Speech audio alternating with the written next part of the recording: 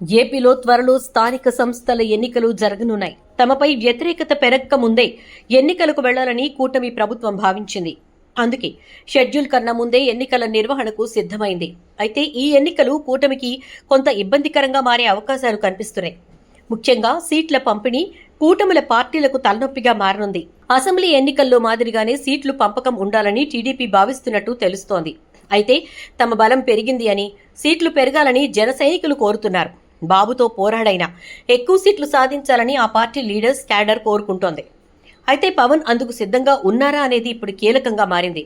తాజాగా పవన్ కళ్యాణ్ తమ పార్టీ ఎమ్మెల్యేలతో సమావేశమయ్యారు. స్థానిక సంస్థల ఎన్నికలకు సమాయత్తం కావాలని సూచించారు. వాస్తవానికి స్థానిక ఎన్నికలకు పార్టీ శ్రేణులు సిద్ధంగానే ఉన్నాయి. సిద్ధం కావాల్సింది, వారిని ఆ దిశగా ఉత్సాహంగా నడిపించాల్సింది అధినేతే అనే వాదనలు వినిపిస్తున్నాయి. క్యాడర్ ఆశలకు, ఆకాంక్షలకు అనుగుణంగా కూటమిలో తమ పార్టీకి సీట్లు దక్కించుకోవడానికి పవన్ కళ్యాణ్ సిద్ధం అవ్వాల్సి ఉంది. సార్వత్రిక ఎన్నికల్లో కేవలం 21 స్థానాలకే జనసేన పరిమితమైంది. ఎన్నికల తర్వాత ముఖ్యమంత్రి, టీడీపీ అధినేత నారా చంద్రబాబు నాయుడు ఆ లెక్కల ప్రకారమే అన్ని పదవుల్ని పంచుతున్నారు. నామినేటెడ్ పదవులు, ఇతర రాజకీయ వ్యవహారాలు ఏవైనా లెక్కలు మాత్రం అవే. దీనివల్ల జనసేన ఎక్కువగా నష్టపోతున్నదని ఆ పార్టీ నాయకుల్లో తీవ్రమైన అసంతృప్తి వ్యక్తమవుతూనే ఉంది.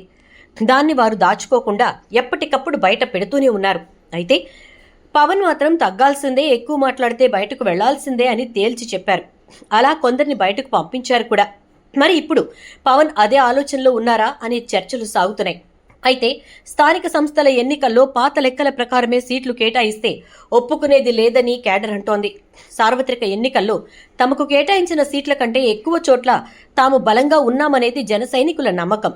అయితే కూటమి పార్టీలతో సఖ్యంగా ఉండండి, విభేదాలు రాకుండా చూసుకోండి అని తమ పార్టీ నాయకులకు పవన్ హితబోధలు చేస్తూ వస్తున్నారు.